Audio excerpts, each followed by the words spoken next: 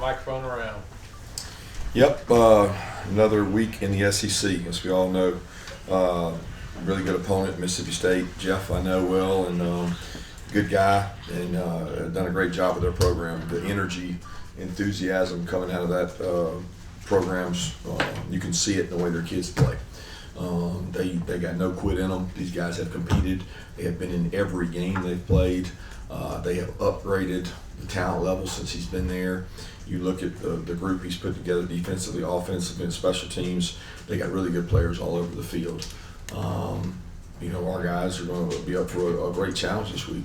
We're going to their place, and when you play on the road in the SEC, trust me, I played a lot of years and coached a lot of games at this place. It's a tough place to play. They have a great fan base, and Jeff and his staff have done an incredible job. So we're looking to start getting ready for these guys. Yeah, Jordan Hall, Chris Cole, DeMello Jones all off the game on Saturday with injuries. Do you have any update on how they're doing at this point in time? Yeah, Jordan will be out for some time. Not sure how long, but he'll be out for some time. Chris Cole, we have a chance to get back this week. I think he's going to be able to play and be able to go. He might be a little limited today, but he'll be able to practice tomorrow. DeMello, surprisingly, is better than we originally thought. He's got some soreness in the elbow, but he may be able to play. So we're excited. That news wasn't as significant as we thought, but Jordan is a tough one because that kid's been through a lot injury-wise. He fought to get back last year towards the end of the year, and he wasn't even 100% healthy then, and then he had a good off season and was really leading and competing and playing well for us, and just a tough injury for him to sustain, and we'll see what the timeline is once we know more later today and tomorrow. Yeah, obviously Blake Chafin, their quarterback, was the guy that Coach Levy took out of Baylor when he first got there. Gets hurt last year. What have you seen from Chafin now that he's fully in the system and had several games underneath the belt? He's a good fit. He's got great arm talent, great vision, quick release, which is critical in their offense. He can spin it. He understands, their system, and he knows where to go with the ball, the decisions he makes in terms of running, throwing, box counts. I mean, he's very experienced at it. Talented player, and he's got great legs. And they've got another quarterback that is a really good player as well. Coach, what have been your impressions on Anthony Evans since leaving here, and also Brennan Thompson, another transfer receiver for him? Yeah, Anthony's played awesome. It was great. The last 24 hours, I'd seen highlights throughout the year, watching Anthony play really well, just in games and passing and things that overlapped. But then yesterday, you get to sit and watch 4 or 5 games in a row. He's really played well, explosive, fast, vertical threat, quick game threat, blocking well. He's always been a good returner. He's, everything that we thought he was. He's a really good football player that has grown, gotten better, and as you grow up and get better, you improve. And he's done that, and he's playing at a really high level. And obviously, Brennan Thompson's a force to be reckoned with. This guy's the fastest guy I've seen on tape probably in multiple years. I can't remember the last time I saw somebody this explosively fast and dynamic as this guy. So the package of those two guys together is really, really good. Mississippi State have been close a few times this season, and then finally Saturday they get their first conference win since, I think, October 2023. What can that do for that team as far as confidence going in this game, the fact that they broke through last week, getting ready for this one? Well, number one, it shows hard work pays off. They've continued to work hard. They've stayed true to themselves. I mean, they like I just watched tape. They've been in every game. They've had several games they should have won. They could have won. They didn't, and obviously it didn't slow them down because, even Arkansas, every game they've been in, they score tons of points. They're a hard team to beat. So, a lot of respect for the coaching staff and their team.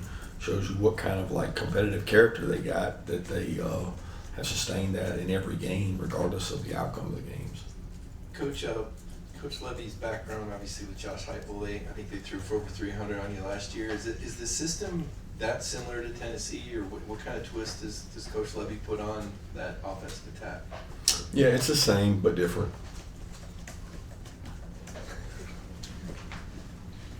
Yeah, we'll get to talk to Noah Thomas in a little bit. I know we asked about him the other night too, but what have his biggest areas of growth been, both on the field and just acclimating to the Georgia program since he got on campus? I think early on it was the system in terms of spring practice, but he's grown physically. I think Coley's done a really good job using his skill set and making sure that he understands development at the next level becomes more than just being a receiver with the ball in your hands. Whether that's what you do without it in terms of blocking, what you do in special teams, how you're an asset to your teammates, and he's been incredible at all those things. I mean, he has wanted to start on our special teams units all along, and he really has. In punt return until last week, we took him off because of the number of snaps he was having to play. But he's been one of our best leaders in terms of enthusiasm and energy on the field. Kirby, to your left, what have you seen that stands out when taking a look at the Mississippi State defense, a secondary that leads your conference in interceptions? Yeah, they get after it. They're very disruptive. They confuse you with different packages. They have some different looks they use. They've got some long length. I mean, I hadn't seen this kind of length in a long time at corner and safety in terms of length allows you to tip balls, knock balls down, intercept balls. They are very lengthy and can get balls down and create havoc through what they do. But they've done a really good job this year creating those turnovers. I mean, they're plus in the margin, and anytime you're plus in the margin in our league, that's winning because it's a really competitive league in terms of turnovers. Kirby, obviously, Zach Branch has made a big impact.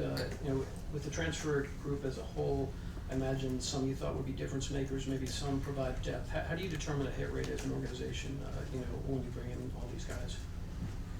I don't know that we determine a hit rate. I mean, I look at these as, kids, human beings, student athletes. I mean, I think that our sell to them was come be part of our family and our culture and grow and enjoy in the success that you might have, but enjoy in the success of others.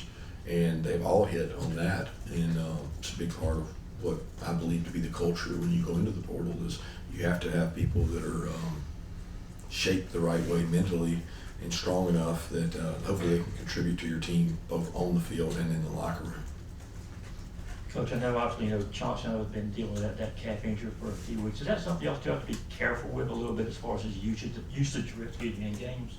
No, Chauncey's healthy. I mean, he's done a great job when he's had the opportunity. His number's been called.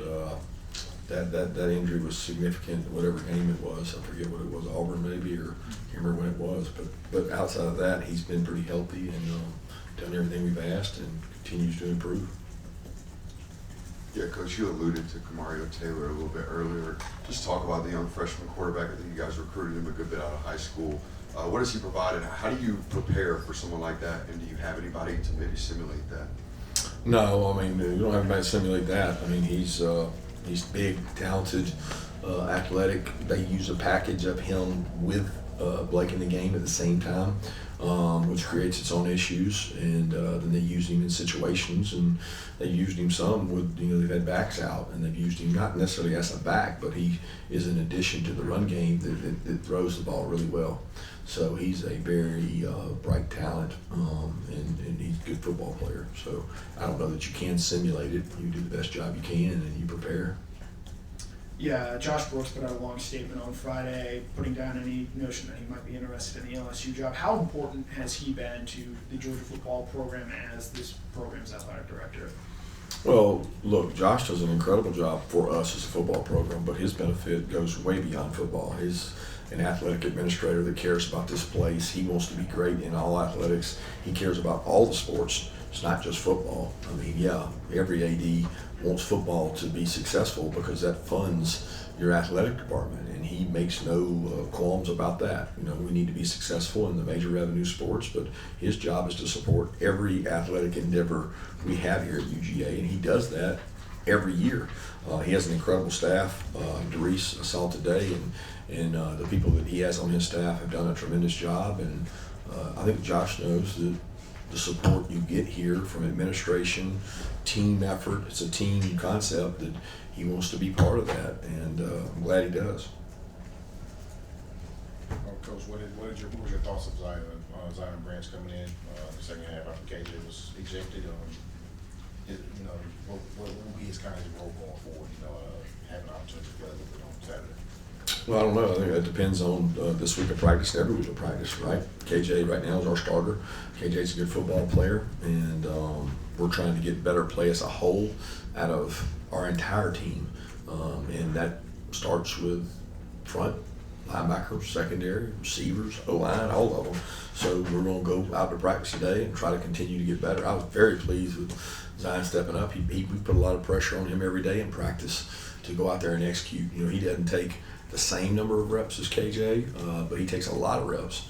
And so there's days that he goes out there and works really hard, and all that hard work he put in paid off to allow him to go out there and play and help us be successful. Coach, obviously with when Jordan and the other guys will step up, I want to ask you about Boko. I hope I'm not killing his name too bad there. But how did he look the other day for you, and just how good could this young man be? Nami did a good job. I mean, he plays. He's going to probably play a little bit more of a role now. He continues to get better. I spend a lot of time with Nami down on the scout D when I run the scout defense, and he is a guy that is similar to Christian was his sophomore year. Christian Miller went down there with us. Jordan went down there with us. We've had a laundry list of guys who've gone down there and what we say go against the best of our O-line, and a lot of times their growth explodes. They get better faster than the guys that maybe aren't doing that, and I've seen that with Namdi. He's gotten better and better and better at striking blocks. Big emphasis for him from a conditioning level standpoint. He takes a lot of pride in getting that right, so he can be on the field for more snaps. But he was a big boost the other night because he's very good at block recognition. He understands leverage, and he strikes and gets off blocks. Yeah, Kirby, with the amount of close games y'all have played, or since the start of SEC play, do you feel the comfort level of this team growing in close games as y'all play more of them, or do you feel like those are situations this team has kind of taken to ever since the beginning of the season? I don't ever feel uncomfortable in a game based on the score. I'm uncomfortable in how we play sometimes, but it's not about the fourth quarter, the first quarter, the halftime, it's not about the score, because we really don't make it about that.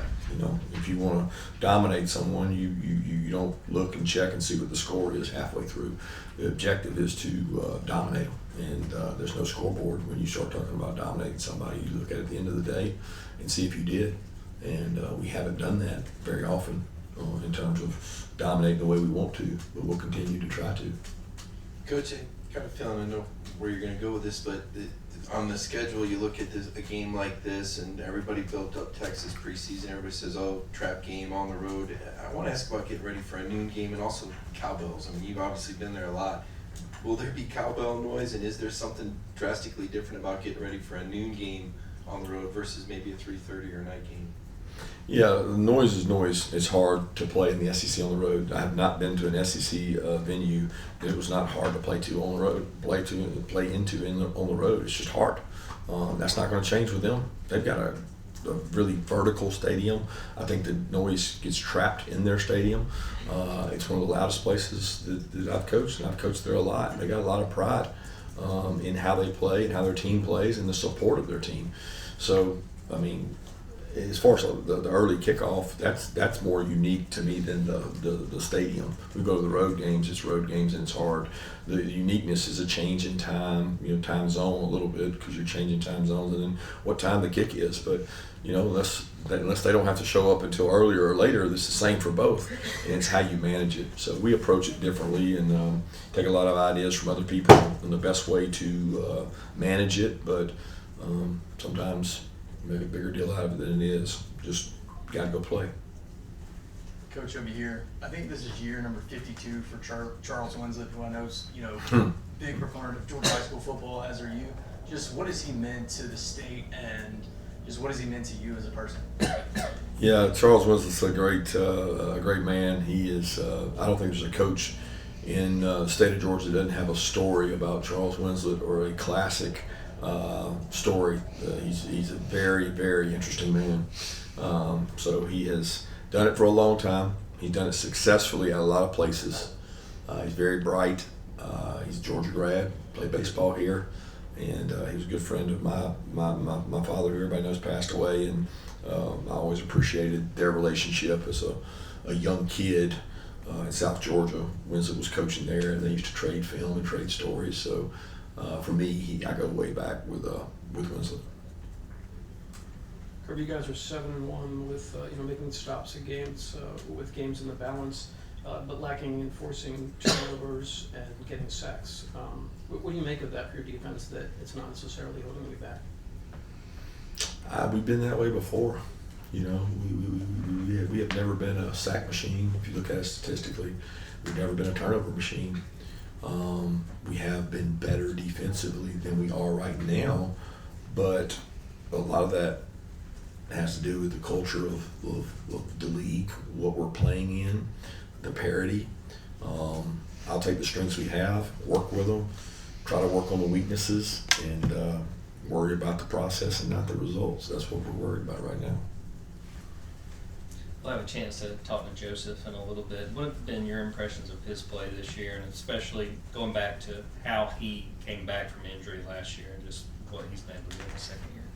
Yeah, he's really been beat up this year. He's been dealing with several injuries this year, and I think he's pushed through really hard. I'm excited that he gets to speak with you guys because he's such a high character, high carrying individual who has such a great story. His mom is one of the sweetest, nicest ladies I've ever met, who basically has brought her children to this country and raised her children here, and she has worked her way to success, and now he's working his way to success, and he's one of the toughest kids we got. He pushes through injuries. I thought he had one of the big plays in the game the other night. He was a main part of the 4th and 1 stop in terms of his effort and his get off, and we need him to keep improving. He has, we're not used to having to lean on true sophomores, but he's a guy that has some natural pass rush ability and natural ability that we need to capitalize on. Time for one more question. Yeah, we saw Lennon Walden get in for you guys, a wide receiver. How is he developing, and how might he be able to help you guys this week? Yeah, I'll be honest with you, all those young wideouts continue to grow. I thought he and C.J. Wiley both had really good off-week practices in build-up to Florida. Talon's coming back from his injury, getting better and running now. Tyler Williams is doing a great job. All those guys, Blackshear. I mean, you look across the board, that's a good class that they continue to work. I'm excited today to get to see those guys continue to work, and I'm trying to challenge them that, next man up. Somebody's got to be ready, and you don't get ready when the injury happens. You get ready while you're prepping for it, and they've done a good job doing that. Thank you, Coach.